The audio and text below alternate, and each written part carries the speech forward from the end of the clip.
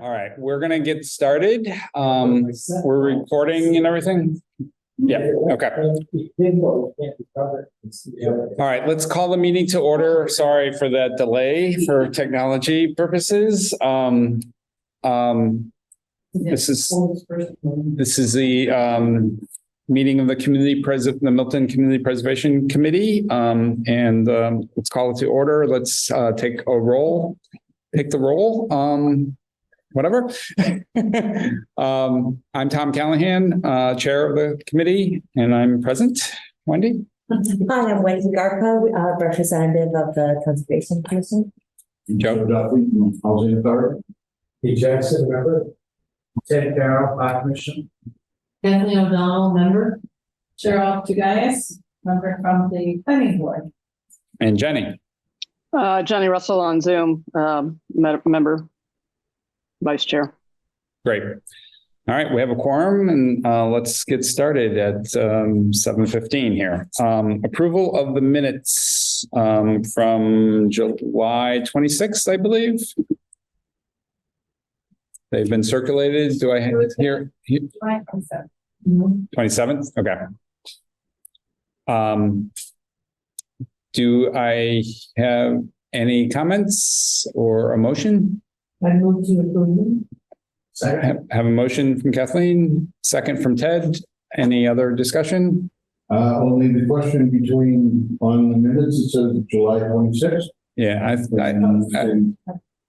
Yeah, I thought I looked it up and it was July 26th. Okay, it is July 20, the minutes of July 26th, Okay. 2023. Thank you, Joe. All right, hearing none, all in favor? Oh, I need to do a roll. Yeah, Ted seconded. Kathleen made the motion and Ted seconded it. So call the roll. Wendy? Yes. Joe? Abstain. I wasn't here. Okay. Pete Jackson, yes. Pete, sorry. Ted? Yes. Kathleen? I don't remember whether I was there or not. I think you were. Yes. Cheryl? Yes. Jenny?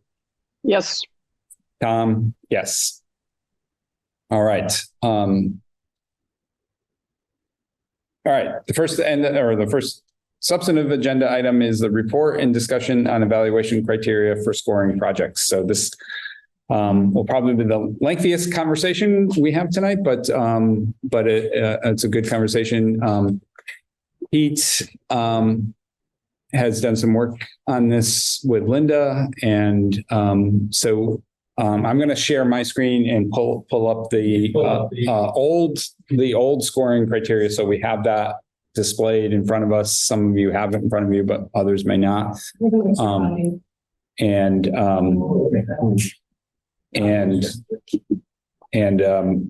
then Pete, if you could maybe start out by walking us through the memo that you and Linda collaborated on and some of the recommendations. So Pete, the floor is yours. Thank you. After we evaluated and voted on projects last year, we had a discussion in the committee about the scorecard and whether there were things, some people felt there were items that should be changed, and there were a lot of questions that came up. So Linda Weld and I agreed to work as a subcommittee to suggest some potential changes or at least a process to get there. Actually, this scorecard was something we used last year because I don't think One that got sent out. okay, because we didn't have, I don't believe, those rating criteria, 5 strongly agree, or 1 strongly, whatever. Yes. Strongly disagree, 2 disagree, because there was a lot of variation in assigning numbers to the various criteria in order to create this. And so one of the suggestions we had was to give more guidance on the scoring so that everybody was more consistently in the way they applied the numbers. I think the main one of the conclusions that Linda and I came to is we didn't want the system to be purely a numerical rating, that we went through, everybody rated people independently, and we just took the highest rating projects and funded them until we ran out of money, that this is a guide for discussion, but not really a hard and fast rating criteria to determine who gets grants and doesn't. So we want to emphasize that. And whether we put that on a sheet somewhere, I don't know. Another discussion we have, and based on our results last time, is we found that the open space and recreation projects almost always rated highest, and the housing rated lower and the preservation rated lower, because the criteria seemed, a lot of the way the criteria were worded, they were easy to say. There's a lot of public access, public visibility, things were identified in the CPC and our plan. And so the open space and recreation just generally created, rated higher on a lot of those criteria, so they floated to the top. And there was a concern that if people were looking at numbers and came back and said, well, our project rated high, we decided not to fund us. How would we justify this? So one of the ideas was that perhaps we have a separate scoring sheet based on the category. So there'd be a scoring sheet for housing, a scoring sheet for historic preservation, one for open space and recreation, and that the criteria developed were specific to that category, and it was rated so that each of those categories had the opportunity to get the same amount of points. So there's 50 points, 60 points, whatever, so that there was an opportunity for a housing project or historic preservation project to compete more fairly in terms of numerical ratings, so that they rated higher.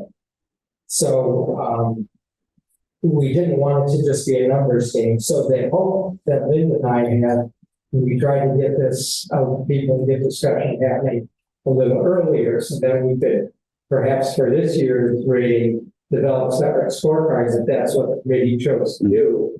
I think it worked fine last year because one, we didn't rely just on numbers, and we were able to fund every project. So there was nobody who didn't get funded that would come back and let me see your rating system and how we could do with this.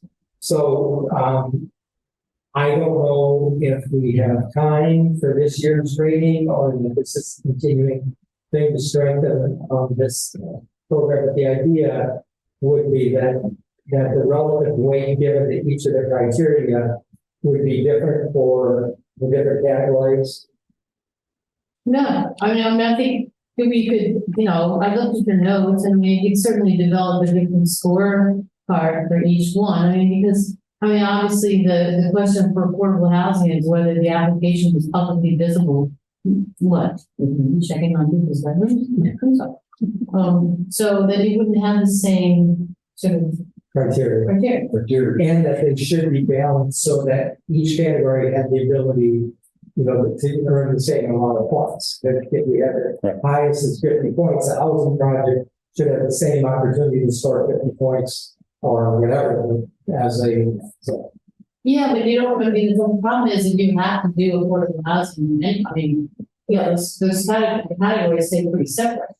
So just because affordable housing only scores 25, you can only spend the affordable housing money on affordable housing.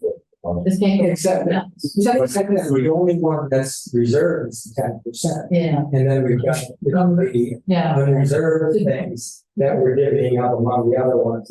And so, I don't know whether this can be done for this year's, since we're not that far away.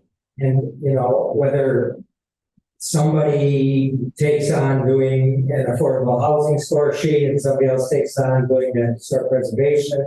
I think Linda would be happy to do the historic preservation. She was very concerned that historic preservation did really show up very hard. So, can I go back to Kathleen's point before I forget it? With the housing, you're assuming that it's all going in one direction. The Affordable Housing Trust. Oh, no, This year we made that decision. but no, I, And we asked Mr. Valley to apply to the trust, to try to get some funding. But I don't think we determined that we're not open to something from the housing authority or any other.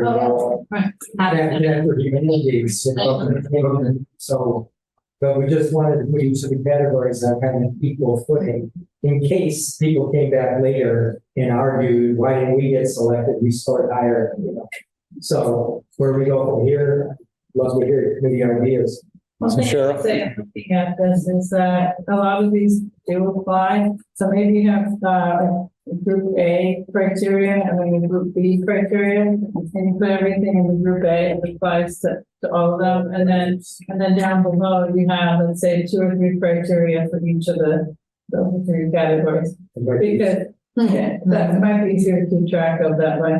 And I agree with you because if you look at something like sustainability or even accessibility, some of these things just don't apply. But if you think about, some of the application, historic preservation for the cemetery, historic preservation for the Milton Art Center, they're public facilities. So you could say there's some, public accessibility, but it's not like it's not the same thing as a park or something. Right. So I do think that having something separate is definitely smart.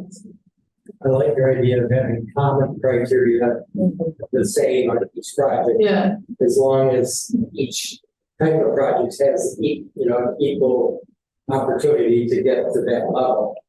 And then have 2 or 3 or 4 criteria specific to the category. Right. Yeah. So Jenny, Wendy, Ted haven't said anything. You don't have to say anything, but I just want to give anybody that hasn't said anything an opportunity to weigh in here. If you have, yeah, go ahead, Jenny. Can you hear me all right? Yes. Yeah, I mean, it seems to me that I wasn't, the sound's a little fuzzy, so I'm not sure I got everybody's comments, but it seems to me that this is, again, sort of a straw poll, a little bit function, and that really what we're trying to get at is, in the end, do we want to fund this or not? And where the real conversation happens is if it's a yes, becomes the how much, particularly for this round. So I agree with the distinction of having different questions for different categories. I think that makes a lot of sense. And then going forward to really figure out which this criteria doesn't really address, which is the how much question. That's sort of that remains on the table. Meaning that, define what you mean by how much. How much the committee recommends awarding to a particular applicant. Okay. If we have, okay, yeah. And I think that has to be a debate amongst us when we're awarding the money. I don't think that's on the questionnaire. It's just kind of, I don't know, because you don't want it to be a numbers game, but I think because, So that came through in the memo. That's obviously point of emphasis you've made tonight that with you and Linda. So I guess I want to take a step back here and just ask whether we want to have a scoring criteria. As opposed to.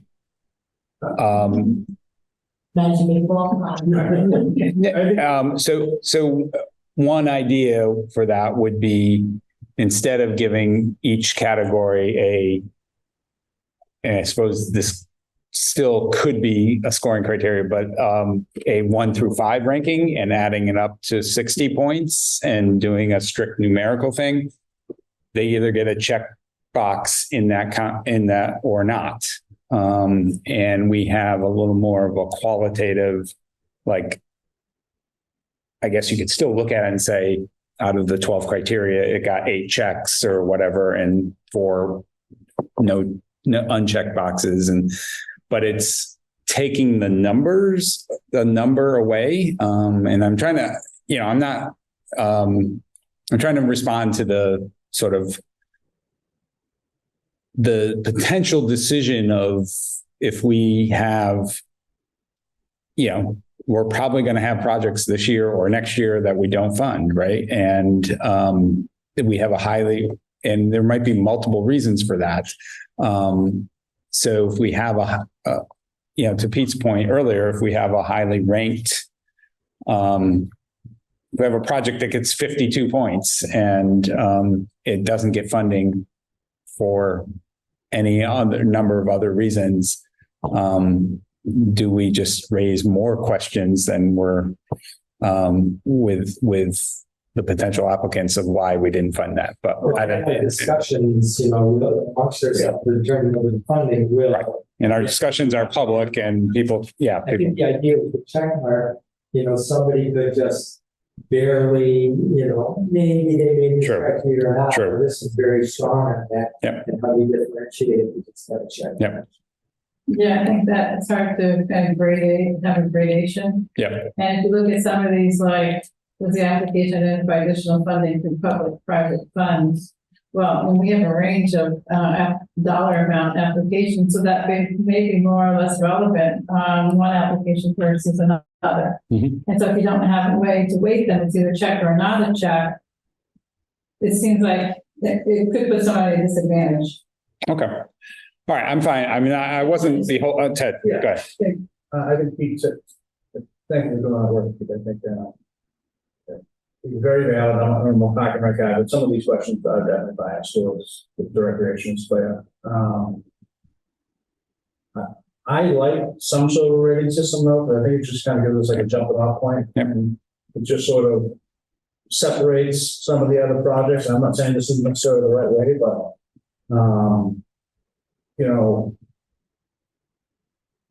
is there a way to just eliminate a couple of these? Mhm.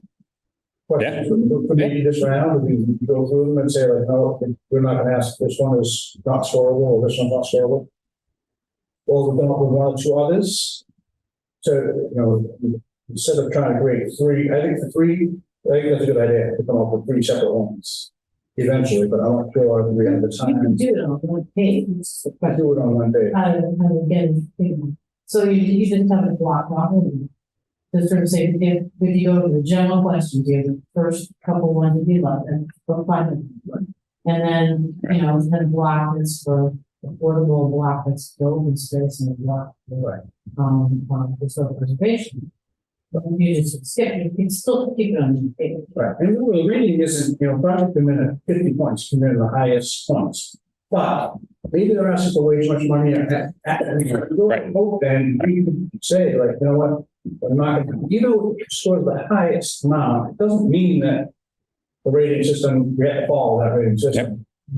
We see it, maybe the project just doesn't make sense right now at this time, and we don't go for it. Yeah, or it has potential for outside funding that's, they can get, that other projects might not have. I mean, there's a lot of variables that could come into it, but yeah. And One question, sorry. Yeah, go ahead. That point Yeah. is, how much does this funding help leverage additional funding? Mhm. Is really an important question, because if the small amount of funding here helps them leverage, use that leverage for more funding, that's really important, I think. Yeah, so it helps you spread it around with that. If we didn't want to, I think one of the things that this did for us last year, it got each of the committee members in order to fill this out, and at least open and read the application, give a little thought to it. I agree. I mean, we could have just 4 open questions that write a sentence or two about each one.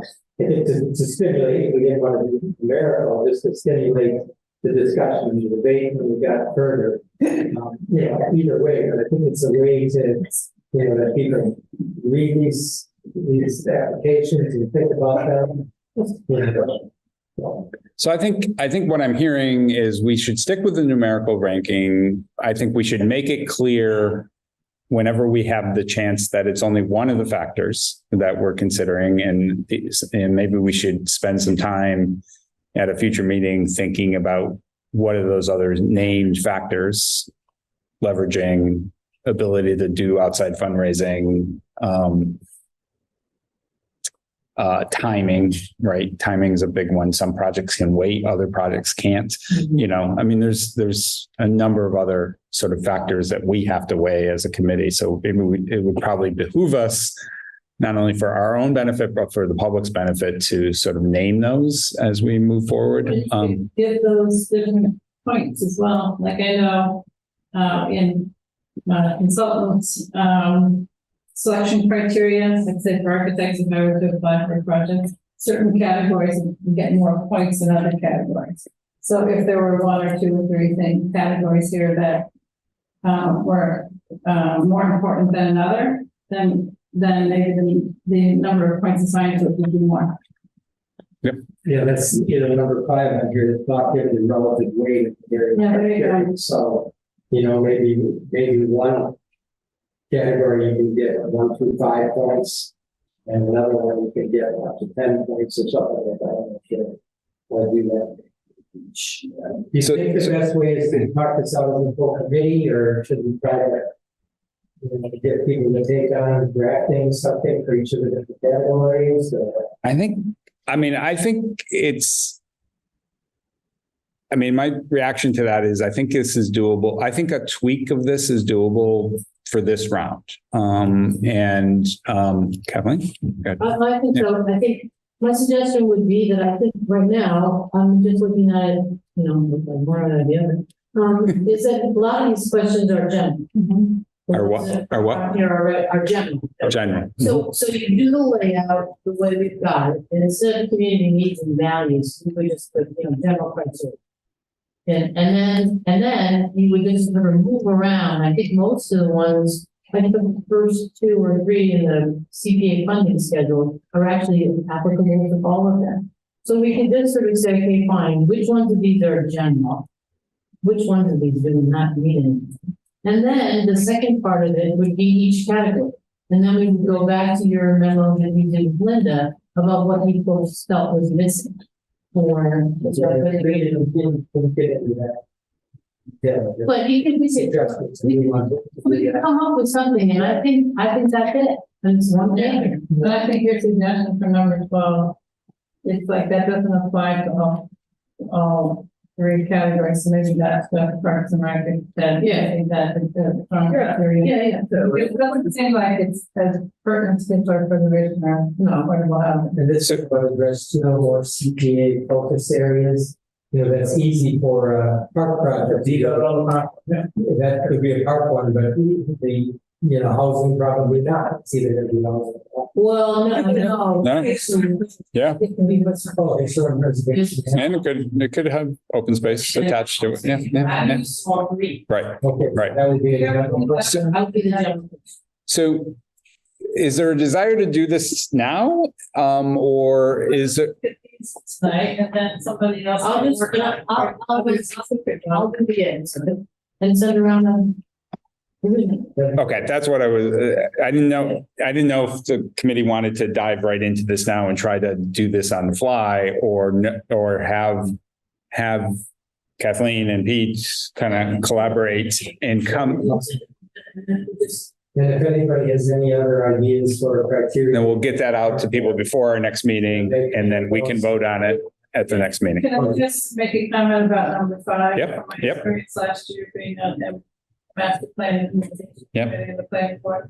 Some applicants came to us and asked for support, but not all. And we felt in a little bit of an awkward position. Yeah, that we didn't have criteria. We didn't have all the applicants, so we didn't really have criteria.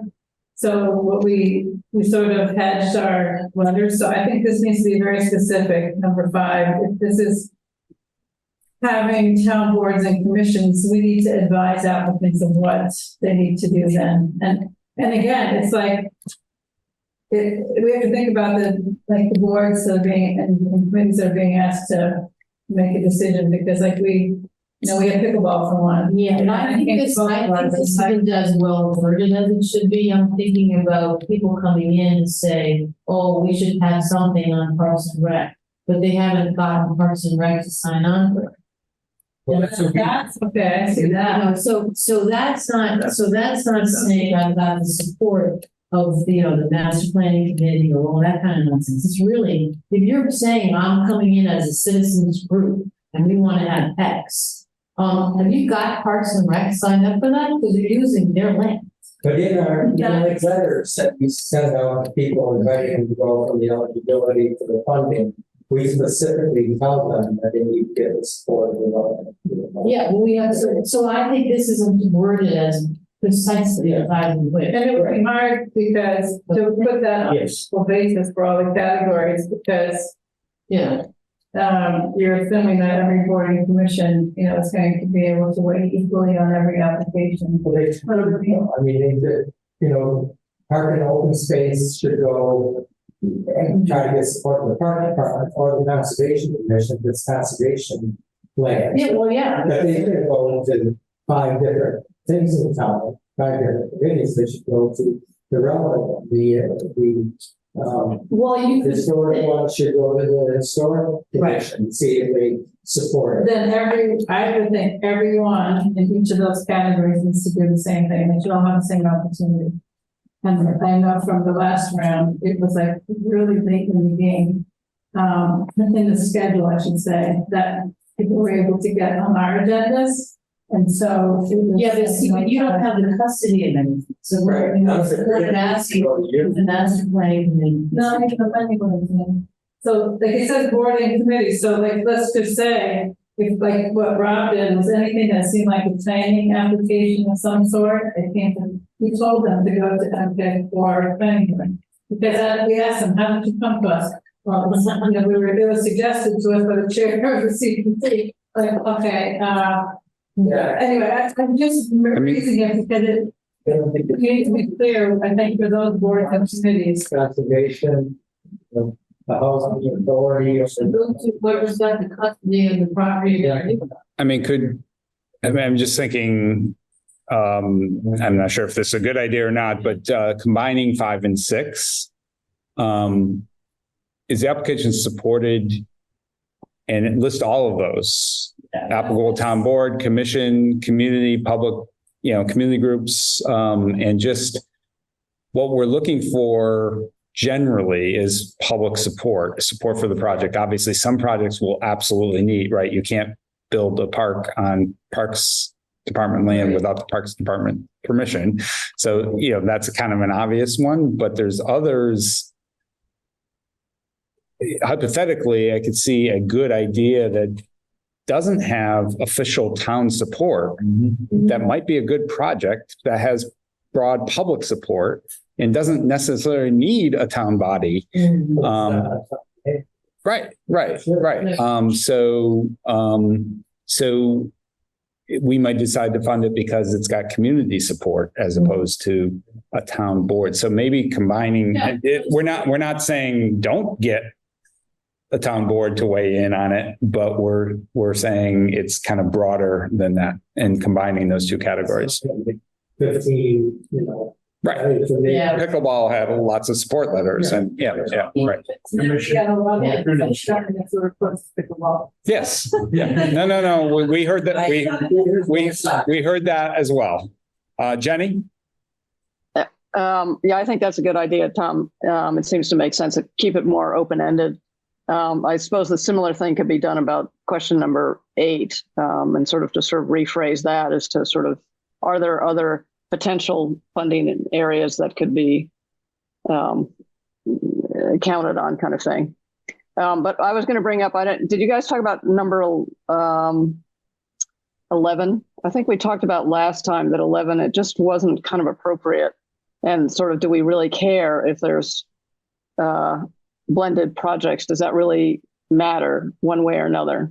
So there was a brief discussion here. I think some of us, me included, in that feel like that is appropriate, actually, that it is a goal of the statewide legislation to try to see and encourage blended projects when possible. I get your point, though, because some projects just don't have the possibility of, right? It's clearly an open space project and there's not a housing or historic preservation component. So I like adding the question and I don't like penalizing, but I don't like penalize. It's almost like bonus points if you have it, Yeah. as opposed to, right. You shouldn't get a 0 because there's just no possibility of having a blended project on that thing. Right. So I don't know how. It goes more towards the money part. Because then you would, if you have a blended project, you have 2 buckets from which you can draw funds. So that's sort of we don't have the money discussion so much on this page. Once we sort of have the score part, you would then say, oh, well, it's, a project that has. So I'm not so sure that it's a criteria that should be a point. Should be point. Yeah, maybe that's the check mark or the plus, Yeah. a plus sign or something like that. Or we just kind of need to know that. So when people are reading it, then you're thinking about, okay, fine, where's money going to come from? Well, money can come from 2 places, 3 places. Yeah. So good. All right. So let's take that out of the scoring. Just, Scoring, but just down in the notes. yes. Yep. And I can say number 3, the whole reason for the CPC is that it has benefits for the community, so that Is redundant. seems redundant.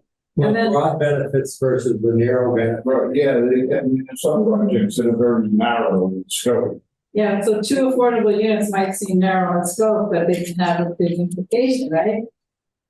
True. So I guess it just seems like it's kind of historic preservation, like, Too objective. It does, yeah, I would agree with that. It does feel objective. yeah. I don't want to get rid of that question for the open space recreation. I agree. Maybe get it off, Off the that's a judge. good question for open space. I think 3 and 4 are good for open space, actually, but whether they're good for everything else. Well, those are one we can move to that category. Right. Now, the sustainable, Linda and I had kind of a discussion about that, because she said, how can we make historic preservation projects sustainable? But I don't think that's true. With historic preservation, but they can have energy. No, but historic preservation by its very nature is sustainable. You're preserving something that's already there. Right. Instead of those. Because she didn't think it really applied in the same way. I think it's important that we follow. I mean, on the housing projects, we would hope that they would use, Yep. sustainable energy, science design. Right. All of those. I think sustainability is important these days to do it. Any kind of public funding, but they think about For example, though, let's just say for thinking of the Milton Arts Center, where we steered them towards the window analysis report. You can't really say that's sustainable necessarily, but because in the end, what we don't know is would the Secretary of the Interior standards say you can replace those windows with something more energy efficient? So they might get penalized because there's this criteria and then there's this criteria. So I guess I'm just, yes. But the Secretary of Standards, have different categories for your level of preservation, restoration. There's 4 different categories of preservation, and maybe, putting architecturally correct but sustainable windows in, as opposed to putting in a 1845 replica window, depending on what your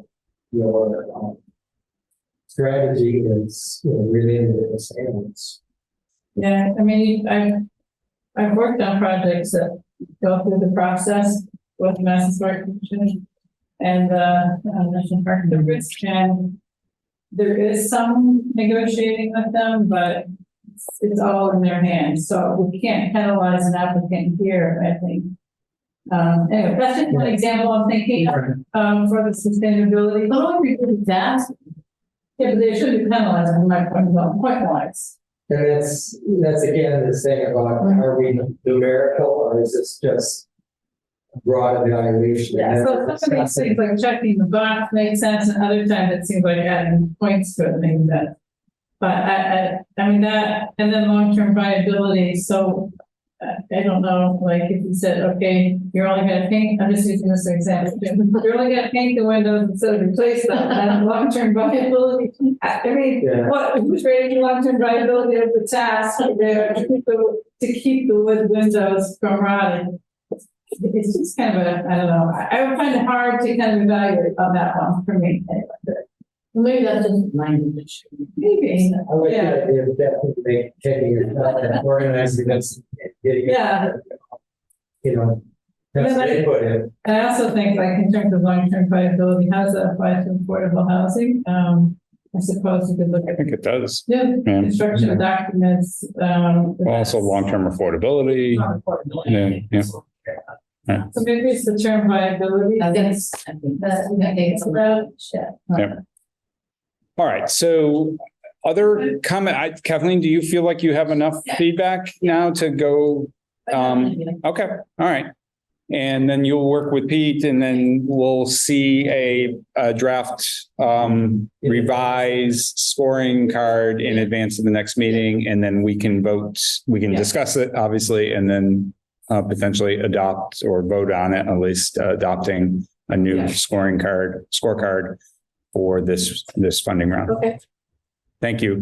Thank you, Pete and Linda, in their absence, and Kathleen for stepping up and agreeing to draft the new card for us. All right. Report on site walks. We've had 2 site walks that some of us have been able to participate on since they were. They were.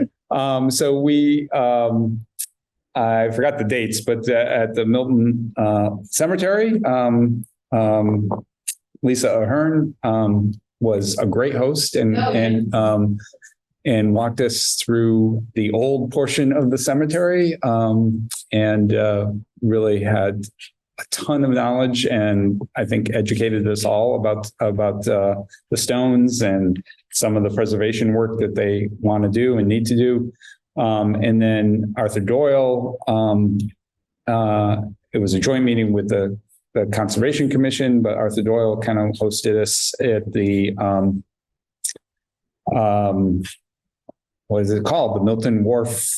Milton Estuary. Thank you. And we walked into a part of Milton and maybe a little Quincy that I didn't know was part of our town, but a beautiful part of our town. So I just want to, a number of you were there at one or both of those. So I just wanted to open up any comments, conversations from the site walk that you want to share. Sorry to miss the estuary walk. Yeah. But I really did enjoy the cemetery walk and learned a lot, and it was definitely worth the site walk, so, Yes. I think there's more sections that really want to see things, not that you want to 23 different sites, so they get it all involved. There's some that are These are the old plans. Right. Yeah, for those of you who work on the estuary walk, they're all on the shared folder, so you can see exactly where we went and something what they were. What they examined and stuff. There's photos or what's on the shared folder? The maps that were handed out. The map. Okay. Yeah. Mhm. Oh, Great. Jenny, Thank you. Linda. Thank you. Jenny. Well, I guess, I mean, site visits are always useful. And I must say, sometimes they can end up being a little biased because have had the experience of it. So I had more of sort of a process question about the others who don't get a site visit. Were these self-promoted and self-offered, or how do we handle site visits in the future and for others? I think that's a good question. I think in both cases, I think I remember as chair, I think asking them, I think we initiated whether or not they'd be open to a site walk. They both obviously readily agreed. But to your point, we asked those 2 and not 19 others. Some projects don't probably lend themselves to site walks. The reason I did that, to the extent that I believe I initiated that, I'll take the blame or credit for that. But that I felt like, to me, at least, these were unfamiliar. The estuary was an unfamiliar territory. So I had I was going to go do it a personal site walk. And I thought, well, geez, if I'm feeling like that, maybe other members of the committee also have an unfamiliarity. Milton Cemetery, I've walked around myself in the past, but I just thought that was such a specialized sort of project that I thought, some more education on that would be, but that was, to your point, Jenny, that was random. The Blue Hills Observatory, for instance, we could have easily asked them, or some of the other projects. What a reaction to Jenny's comments, or Jenny, do you have suggestions for how we balance that in the future? Yeah, I'm not sure. I mean, because obviously it ends up being very time consuming to arrange and then to do for everybody to see it. But it seems to me that it either should be offered to all or to none, or, that there should be some equity around how we engage the applicants in this kind of way. I mean, I always would love to go on the site visit. I mean, I think they're great. They're wonderful. From my experience on the planning board, we don't go on a site walk on every application. The board decides which ones they think they would like to go on a site walk on. Yeah, I think it depends on the area of the project. I don't think we need to say one way or the other in a case like this. I mean, just pulling for example, I don't need to go to look at the park to see that we need baseball dugouts. Whereas, the estuary is a completely different subject.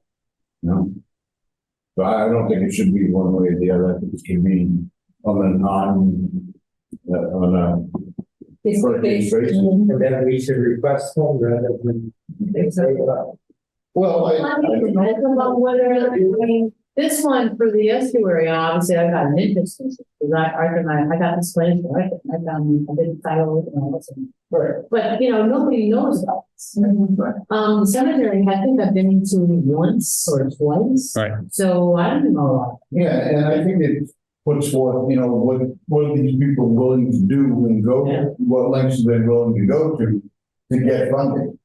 I think it helps gauge our understanding of the application. So for me, for the cemetery, I got asked for photographs, I think, and truly the photographs wouldn't have been as helpful as the site visit. So I think it does. I think maybe what the committee could do in terms of the consistent process is in that first application round, decide whether it wanted to request site visits and which ones, and then make the request. But I don't think we have to feel compelled to do a site visit for every application. No, I think we get it. If we're interested, we can go on and visit the site or take a look. Well, that's what I think it is. Right. And I've done that. I've done that as a member, But it's concerned. Yeah. Us taking the time to go there gives a certain amount of weight to that project. But is it Perhaps bias.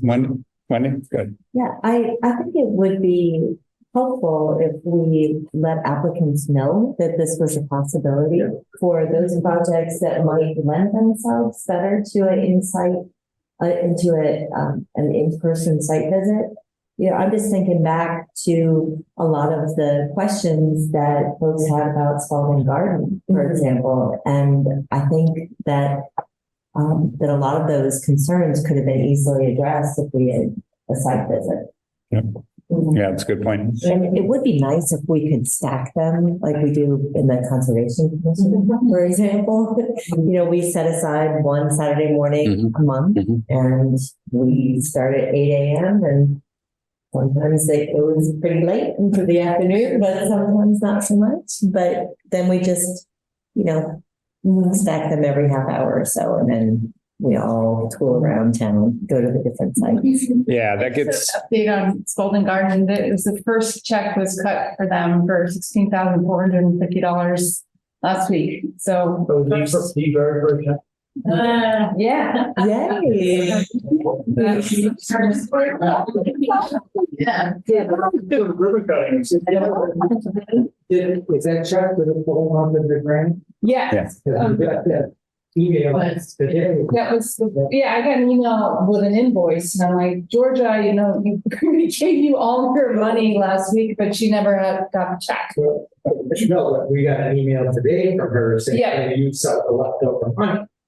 And leftover I money. wrote back to her and I said, every dime that's been allocated to you has been dispersed. And she was like, tell me what address I went to because I didn't get it. Oh, okay. This I thought they spend the full amount. Yeah. So that's the first victory Yeah. on the team. That's right.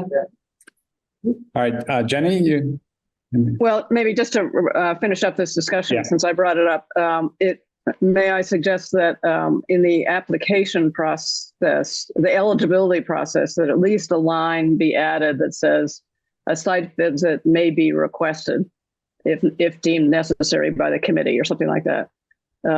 So that at least it puts it out there in a vague enough way that if somebody wants to offer a site visit that is not requested, that, you know, at least it's out there. I like that. I was also going to suggest that if there was, and I don't know what the right number is, a majority of this committee that desired a site visit, then we should be asking for one, you know, like, Yeah. I mean, if it's just me, right, say there was a potential site and I was unfamiliar with it, but the eight others were not. We don't need a group site visit for that. I can just get off my chair and, you know, go see it. Well, yeah, exactly. So, And we gotta post it all. but if there, well, we have to post the site visits anyways and just You need it as a one, as a board. Yeah, Well, you could post them if you don't discuss that. If you don't, My you show up, you don't talk about understanding this. is, my understanding is that the majority of the board present, you have to post it, even if you have lunch at Stella's, because we ran into that problem once. You have to post it if there's a majority of the board present. right. And certainly a public, I mean, something that is formal as a site visit that we requested, we'd have to post. And we'd have to post it even if we didn't know, like, we didn't know when we posted it how many of you could come, but we posted it anyways. By the Concom and the CPC. Right. And the Concom didn't have a quorum. We did, I believe, but yeah. So anyways, all right. I think Jenny, is a good idea about putting on the eligibility criteria, a site puts it on us, right? It's not asking, but a site visit may be requested by the committee. Yeah. And it just kind of alerts people. And then puts the ball in our court to request or not to request based on, you know, our interest level, in getting more educated on that project, not our interest level in the project, of course, but our desire to either see a new site that we need to educate ourselves on. So, okay. All right. That's good. Good suggestions. We can do that for next time. All right. Any other comments on the two site visits we did have? Okay. Thank you for everybody that was able to make it, and I'm sorry the dates didn't work for all of us, for both of them, but I thought it was a good first experience with the site visit. All right, report on meeting with town financial personnel. So Pete and I, Pete took the lead on this, but set up a meeting. We had several. So Pete, why don't you report on this meeting that we had a couple weeks ago? Tom and I and Julia went to a meeting with the town accountant, the town treasurer, the accountant staff, the assistant town administrator was there, Josh was there. to discuss the whole, how the financial, things work in town and reporting. Things are, Isn't that assistant, one of these? In town around here? the one that just came in 2 weeks ago. Yeah. Is that, has any? I have not heard of that. Is that his name? Yeah, he was on already. Wow. Oh. Wow. Well, that was his only meeting attended, maybe. So So, then you have a good impression. Because it was a very thorough and productive meeting. That's why he resigned. There were a lot of things that different people didn't know. Nobody knows everything about financial reporting unless they've been involved before.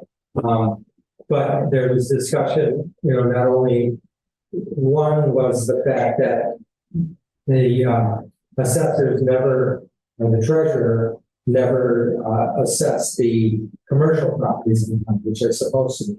So in year one. in year one. So they did go back and they were able to get money for year one, or not year one. Year two. Year two, they sent out bills retroactively, Yep. collect that money. Yep. And from now on, the commercial assessments are going to be part of it. That adds up about $30,000 a year, which is good. I think the other significant point I would just add on that is they reported no really negative feedback from the business community. They did explain why the bills were coming late for year two. And people paid them.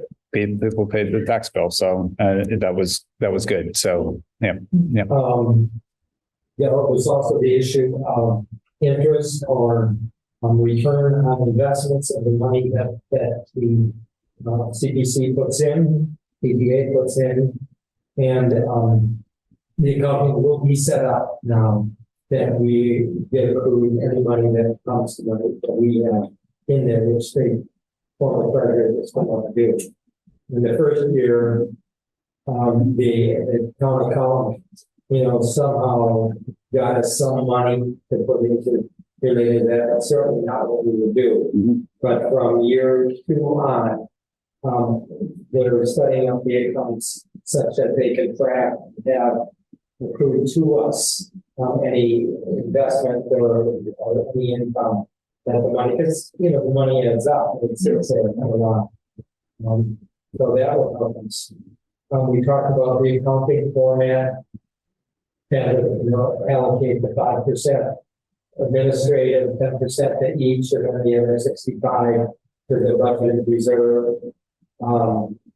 We talked quite a bit about expenditures, how they will be recorded and paid, and a billing system, a format for invoices, and not one of all the year one folks, grantees, so that they can allow a format to submit their invoices in.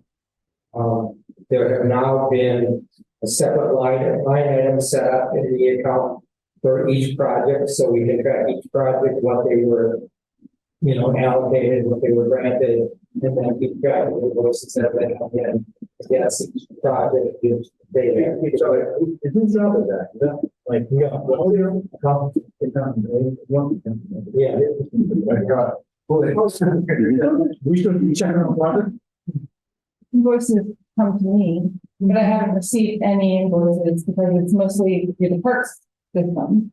Because those, I received invoices from Spalding Garden, which is how they got paid first and foremost. Yeah, but each category has a different account number. So historic preservation, Parks and Rec, and affordable housing all have separate account numbers. So it should be easy to track. And affordable housing should be clear and ready to go, but they haven't solidified their grant agreement. I think so. I think they just got it on the book or something. Yeah. As soon as they do, then we can. Then We can defer. Right, yeah. Yeah. We're talking about getting invoices and sending the people the money. The affordable housing isn't going to be sending us any invoices because it's sitting in a bank account somewhere. Right, right. They'll be great. We have a grant agreement for that. That's justified in the grant agreement. Yeah, well, they are getting funding for not specific projects. Right. They just have to spend that money that we have in the grant agreement going to that on, affordable housing projects. And at that point, We're not babysitting them, okay. so they They at that point send in books? no. No. Maybe they would So send, why do we give some people money free and clear? The housing, yeah, but other projects we demand invoices. two different things. One, the Affordable Housing Trust is being funded with our affordable housing money, not tied to a specific project. Right. We are funding that trust with the money that is required to be set aside for affordable housing purpose. Okay. We can't use it on anything else. Okay. Spalding is in a different category because they are a private entity that is not a town board like Parks and Rec. Okay.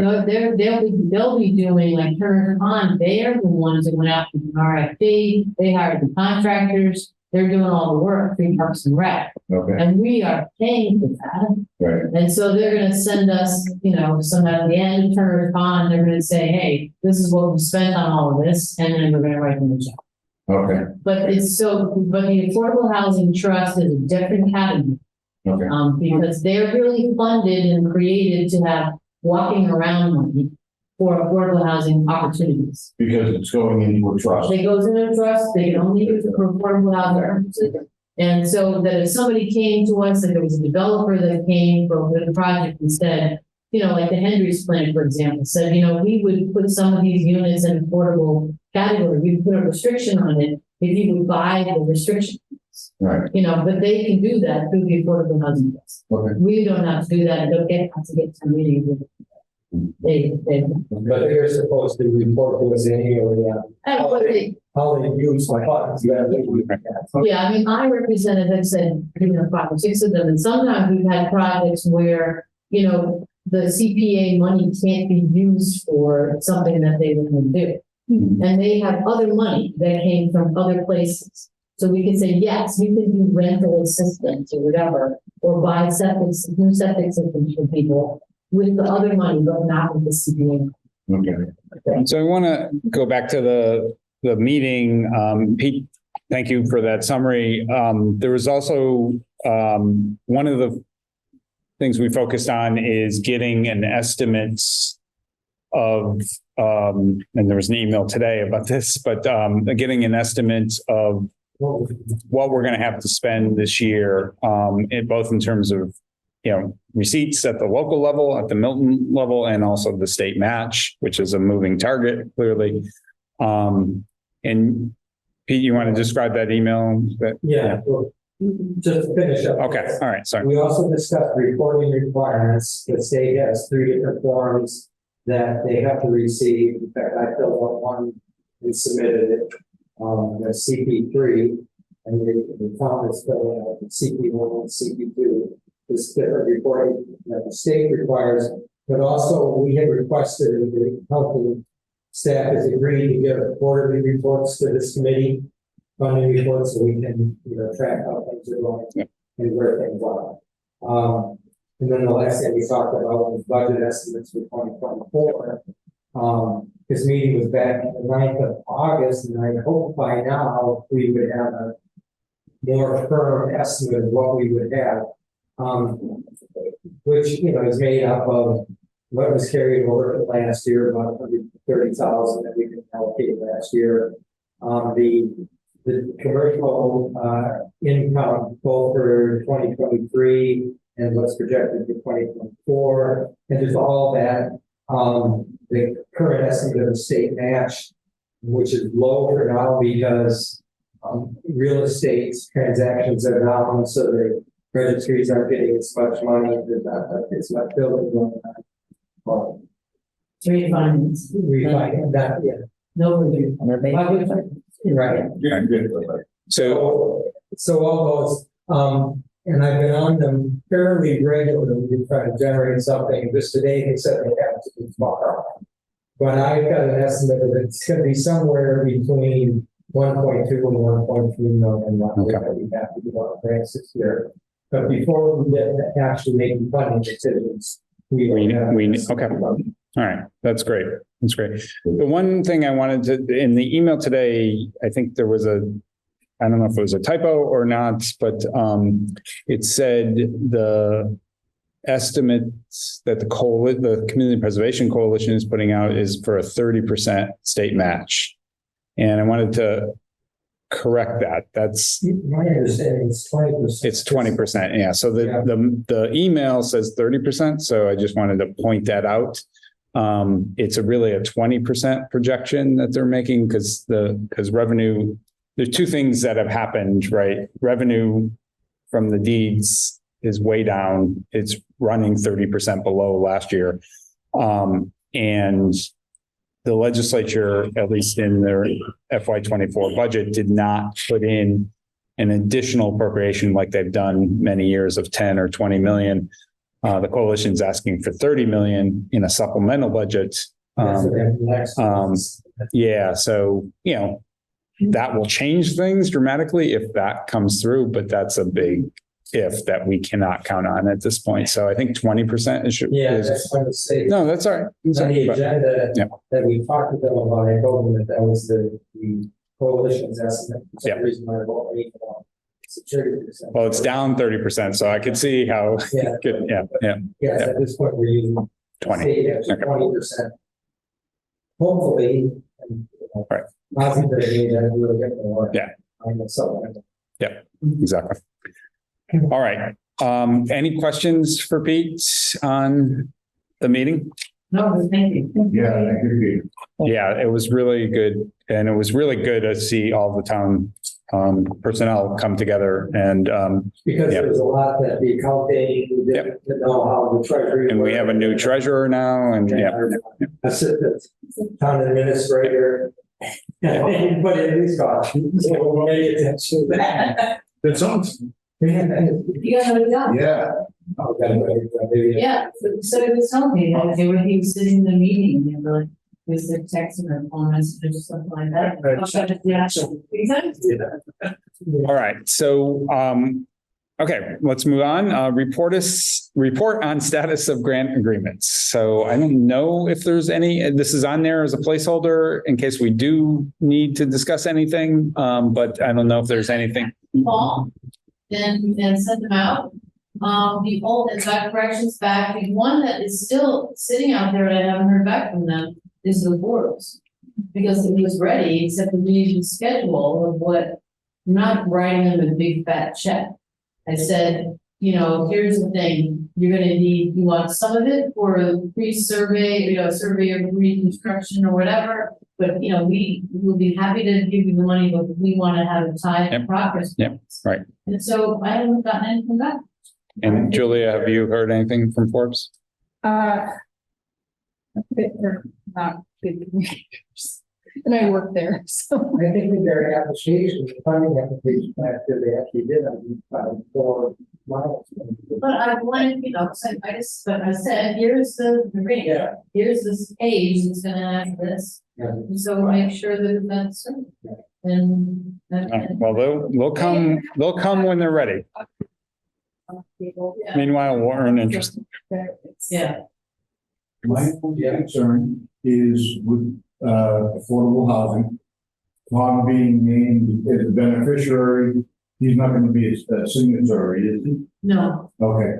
I don't want to see your name on both ends of the document. No. Basically. Good idea. No. You know, 10 years. I mean, my name. From now, you know, Tom moved to computer and, you know, no. So I think Julie Kramer would be the signatory from the Affordable Housing Trust because she's the chair of that committee. Oh, you're not? I am not. Oh, okay. No. Okay, good. So. But that's still in the works, that grant agreement? I need that. It probably means that trust has to meet to accept I the, think we should. yeah. I mean, last I heard, Josh said that they had a meeting last week and that the grant agreement is still up in the air. I don't think so. So, Do we have any? I was- Agreements back and executed, or there's only this fall? I have everything is signed except for Forbes and the Board of Health Trust. Forbes probably has to have a board meeting as well. I just, so if I'll the- send a if message the- to Julie. if the trust met last week, I wasn't here, and I just wonder if they didn't have quorum.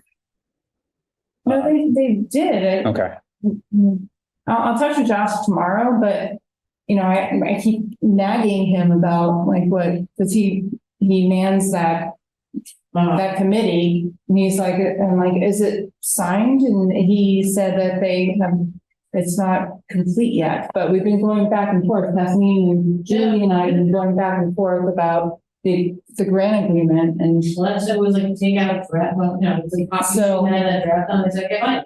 yeah, I'm not sure what the status is with that. Okay. all right. Thank you, Julia, and Kathleen. All right. Number 7 is discussion of future format for full applications. I actually don't remember putting this on the agenda. I'm not sure how this got on the agenda. Did somebody suggest? Jenny? I think we had talked, I think we talked about it maybe at the site visit or something, Tom. Oh, possibly. So, I'm, 2 weeks in Scotland, my brain is. Right. I mean, I think the question was, are applicants getting enough guidance to complete a full application? And, or to rephrase that, should the committee provide more guidance in terms of format and questions for the full application? And in regards to the criteria that we are suggesting that we kind of vote on, it should probably mirror that pretty closely. Yep. All right. So can I suggest that we defer this, we keep this on the agenda for a future meeting, and defer this, I think, going through this second round of the second year, and with a revised scorecard, and perhaps even when we bring some of these applicants in, we can ask them that question. Would you desire more guidance on the full application round, and just get some feedback from folks who have actually filled out, and that could inform our discussion, once we get through round 2 or year 2. Does that make sense to people? Yeah. Okay. All right. So let's have this as a placeholder for a future meeting, not for all future meetings, but for when we get past the funding run. All right. Discussion of funding application presentation schedule. And 9 is set meeting schedule for coming months. So I think, these are closely related. I guess 8, I would ask the question, and I guess we did this a little bit in the eligibility round, right? We did not invite all 23 applicants in. We felt like some of the repeat applicants we didn't really need to hear from. So I guess I would raise that question even for this funding round, for the second, the full application round. Are we committed to seeing all 21? I'll just say I wasn't here last year to see the other applications, and I haven't delved into them to a level of detail since the decision already made. So as far as not hearing from one, 2% last year puts me at a disadvantage, I think. Yeah, that's good. Well, we did that that wasn't necessary. That was not to bias a decision about the second round. It was just sort of the eligibility round. We felt like, okay, yeah, we knew enough about that project to make a decision to to move it on to the funding round. So, More so- point I'd like to make is that where you're likely, where this year we know there's not enough money to go around to all the applications. I think it's important if you want to ask questions about, Yep. you know, if they could do with less, or how would they manage with less, or does it put them out of contention for other grants with less? I mean, we don't really have an opportunity if we don't invite Yep. everybody. Well, we did ask them in the letter inviting them to submit a full application. We noted that money was really tight, but many more applications. Sharpen your pencils. And ask them to look at ways they can, Yep. you know, really consider their budgets. Yeah. I would say that the Affordable Housing Trust, I don't know if we have to hear from them again, because I think we pretty much. But there would be the potential. I mean, part of me agrees with you, but there's the potential, right? We may want to hear an early update on their conversation with Winter Valley, And For then I would instance. like to give that update.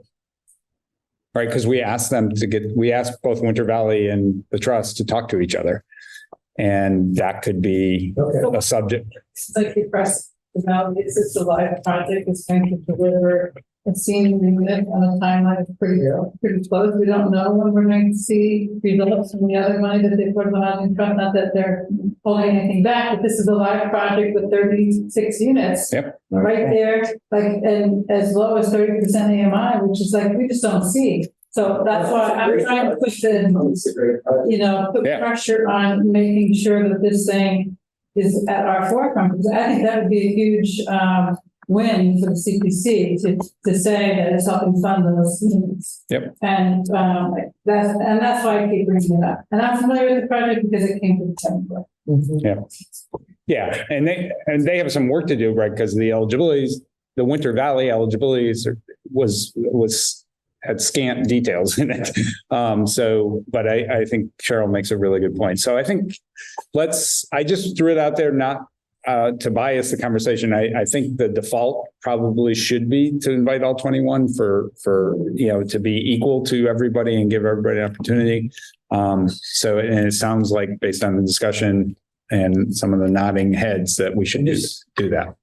Go ahead, The Ted. purpose of this is just to get an update on the project, or what? Well, I mean, remember, they're going to submit a more detailed, that was just a cursory sort of overview. Some of them have a lot more work to do, others maybe not so much, but they all have some work to do to fill out the details of whether the project has moved forward, advanced in the last couple of months, but more detailed budget information, which given our limited budget is probably going to be key to us analyzing that. So there's some of them, as you know, we tried to, and I think we pretty successfully held to a pretty tight schedule of 10 minutes or was it 10 minutes and 50 and 5 minutes of discussion, or I don't know. I can't remember if it was 10, 15 or 20 that we allocated, but we did hold.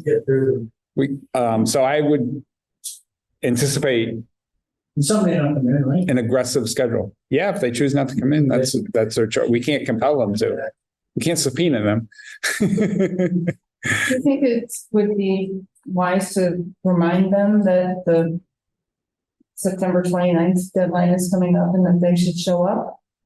And Well, they should submit an application first, right? I mean, no, but that's right. There's no guarantee we'll get 21 applications. I think it would be. I would assume we would, but there's not. if they put in an eligibility application, then they're sure to put in the funding. Yeah, I would expect 21, but nothing's a guarantee in life. So, On the projects that we published last year, it will be very interesting to get an update on where they are. Yep. As we consider it now. Yep. Definitely. Well, for example, the works house is doing is correct about having multiple grants that they're managing, understanding how this fits in, and if they're able to use the grant money they received in the last round. It would just be important to understand where they are. To ask those questions. Yeah. Well, both for the Florence House and for the town lockup, they were designing this committee to be standalone projects, and depending on, a future funding from us. So like for Warren's House identified phase one project that was completed in and of itself, that depended on a certain amount of fundraising that they would do separate from us.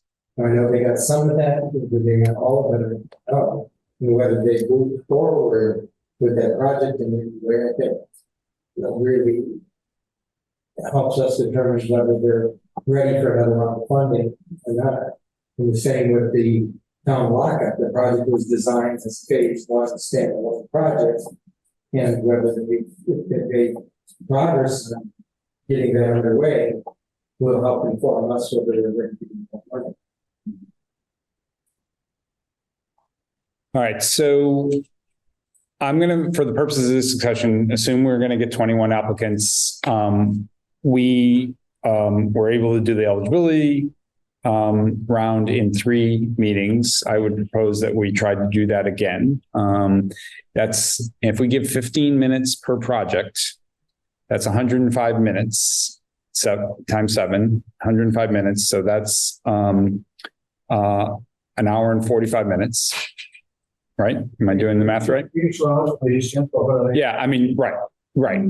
Some transition in between, some discussion, some approval of the minutes, So we're talking about a 2-hour meeting. 3-4 meetings. I think, so how does that sound to people? Is that, if we could hold to that, is that too aggressive? Should we give them a longer period of time? How about we have 2 3-hour meetings instead? The math works. Try to do 10 projects. I'll bring snacks.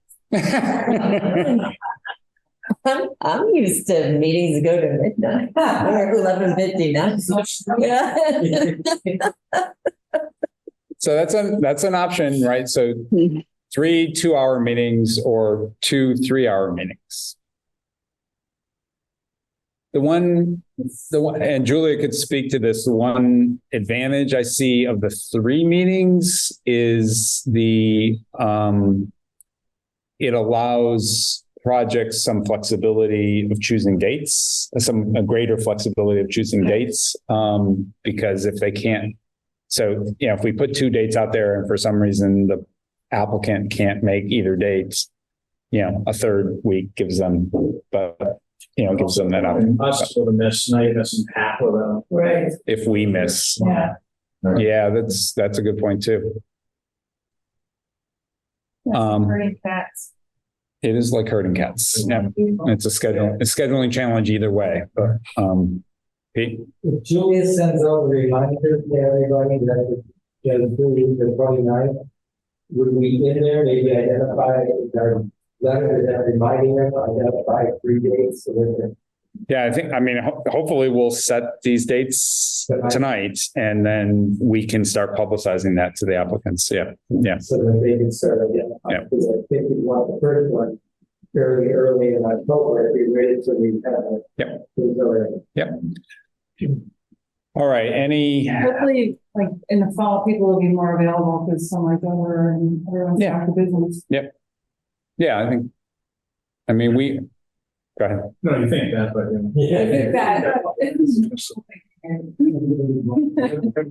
All right, so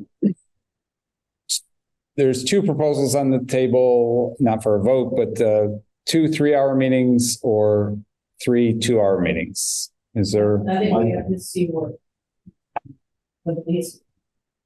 If we, I do agree that it can be hard to get because depending upon who the applicant is and who they need to bring to the meeting.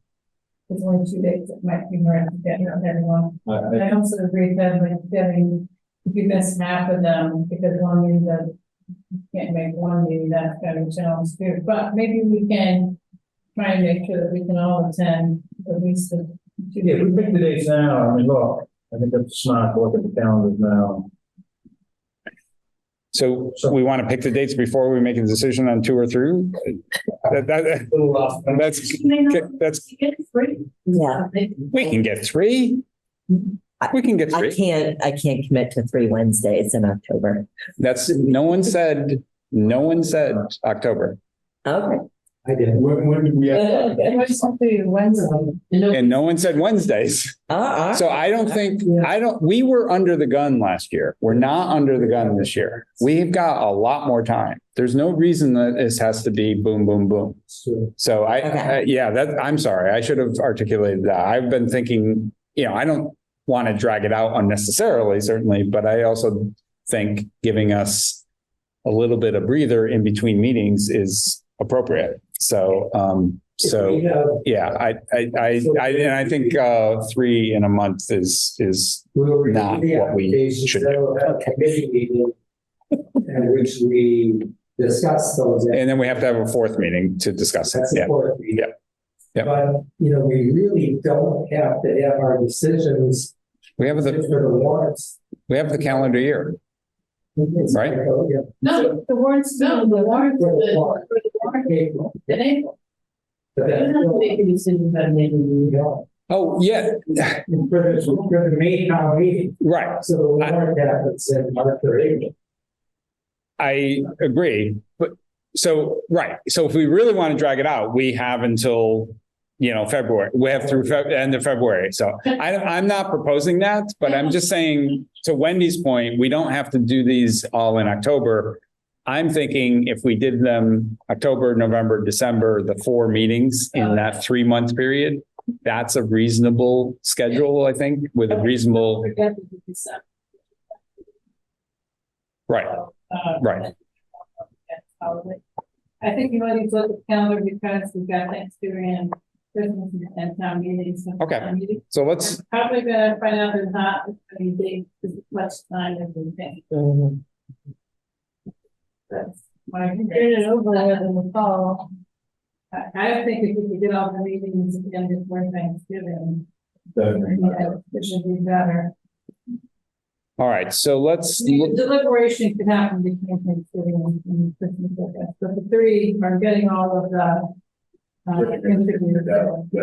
So 85 Thanksgiving, they have 3 meetings with applicants. Yeah. I mean, that's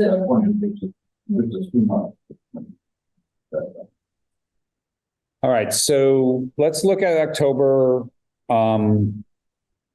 Let's start with Wednesday at least, because that's what today is. October 11th. My train from Seattle to Chicago. The week of the 9th. Yeah. The week the week of the 9th? Monday's Columbus Day. You're all the whole week. Okay. When are you back? I'm back on the 14th. Okay. So let's look at the week of the 16th. Yes. I have a meeting on the 16th. What about the 18th? The Wednesday, the 18th.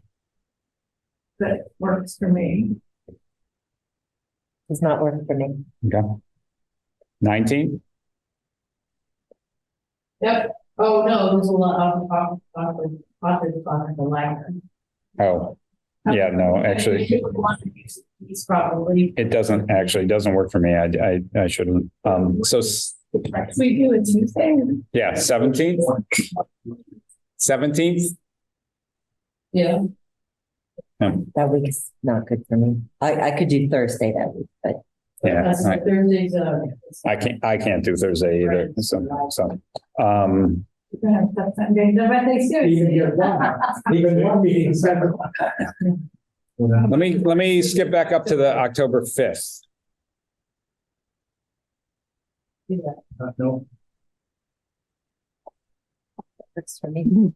Okay. All right, October 23rd, 24th, 25th, 26th. 26th is planning board. Okay. 23rd, 24th, 25th. That's Monday, Tuesday, Wednesday. All right, those are the 3 meetings. Yep. I lied. Just kidding, just kidding. No, no, we should not do that. That's the way they should do the other one. Yeah. I don't think, I would do that. 3 days in a row, I would. 3 days in a row. I don't think don't like that. I would just, get it, bang it on. You know? Well, you can do two. All right. Meetings. Well, Wendy's idea of 2 3-hour meetings. So, all right, let's say the 25th, October 25th. It's a Wednesday evening. All right, let's just skip ahead 2 weeks or a week, 2 weeks and say November 8th.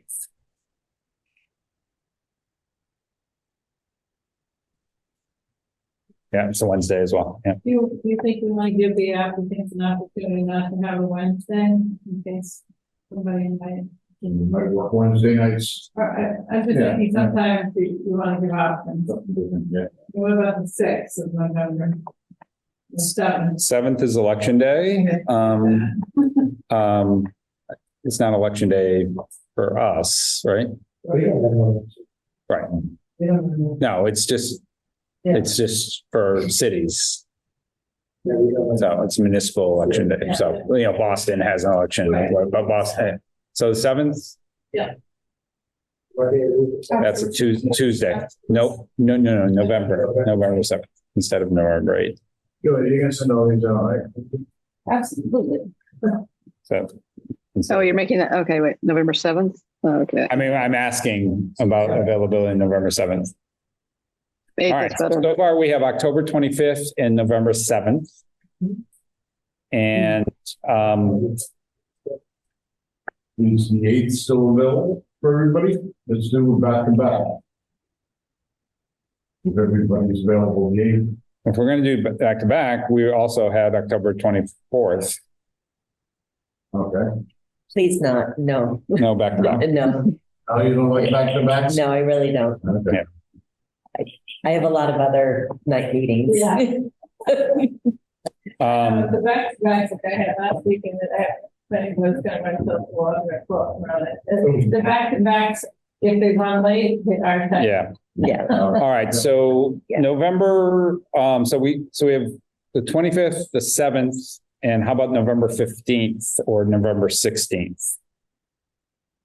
16th is all right, no, it's not. What day do we? Oh, it is a planning board because of. 15th is a Wednesday, 16th is a Thursday. I have planning board. Just trying to switch. That's correct. Could you do the 14th? Or no, the 24th. Or Yeah, but that's we it. could do the 14th. Yep, 14th. I can do the 14th. I have a Concom meeting that night. 14th. Yeah. But what about the 15th? 15th? Back to a Wednesday. That's a Wednesday, 15th, November. 15th would work. That- Okay. All right, So November 15th. 15th, okay. So we have 2 Wednesdays and a Tuesday. And then I think Pete or somebody suggested a deliberation meeting after Thanksgiving. Yeah, so early December probably. First week is- So first week is town meeting, so say December 13th. Right, Wednesday. And the rest of them go to buy, so Wednesday's not gonna be good. for you. Oh, okay, in December. Right. December, January, November. Okay. So what about the 12th or 14th? Not the 14th, that's good. 12th is a Concom meeting. Okay. 11th? The Monday? That's the 9:30. Okay. 18th? About the 6th of December, did we go out that week? No. That's, well, town meeting, Yeah, how about the 18th, 19th, 20th? We're getting a little close to Christmas. there. 18th, the Monday? That works? All right, December 18th. All right, I think we have 4 meetings before the end of the year.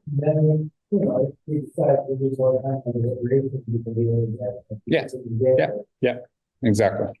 And the time frame of these, I think 7 o'clock to 9 In person. in person. In this room? Oh, at the Keys room? Well, it'd be hard for. Or the- Could be the problem. Well, but there's no, the applicants come in kind of waves, right? I mean, some people sit through the whole thing, but a lot of times they come, Just coming to get rid of it. yeah, and then leave. So I The don't, Keys Room closes at. Oh, that's right. yeah, 8:30, right. I think this room can accommodate. What's the big room downstairs? It's actually not any bigger, I mean, it has more room, it has fewer chairs. No. It's more depressing now. That's It where, doesn't have windows, which is not not, So can I just make sure I wrote this down? yeah. So let's go through them again. Wednesday, October 25th, At 7. November 7th, which is a Tuesday, and December 18th. No, And November 15th. November 15th. 4 meetings. Yeah, Yeah. Okay. yeah. So, yeah, Wednesday, October 25th, November 7th, Tuesday, November 15th, and December 18th. So it's a Wednesday, Tuesday, Wednesday, Monday schedule in terms of just different, well, the Mondays for us, but The first 3 are for presentations. yes. Yeah. Right. So we have 7 slots in each night to fill If they all submit. if they all submit. Right. All right, I think that's Great. a good schedule. Do we have to, we don't have to vote on that, do we? No, okay. All right, that is the end of our agenda. It's 8:46. I'll make a motion to adjourn. All right, we do have to have a roll call. I have a motion. Any seconds? A second? Second, All right, Jenny did. So, a motion to adjourn in a second. A roll call, Wendy, Yes. Joe, Yes. Pete, Yes. Ted, Yes. Kathleen, yes. Cheryl, Yes. Tom, That's- Tom, yes. The meeting is adjourned. Thank you, everyone. Thank you, Jenny. thank you, Tom. Well done. Talk to you Okay. later. Bye-bye. Bye. So I can just leave this. Is that?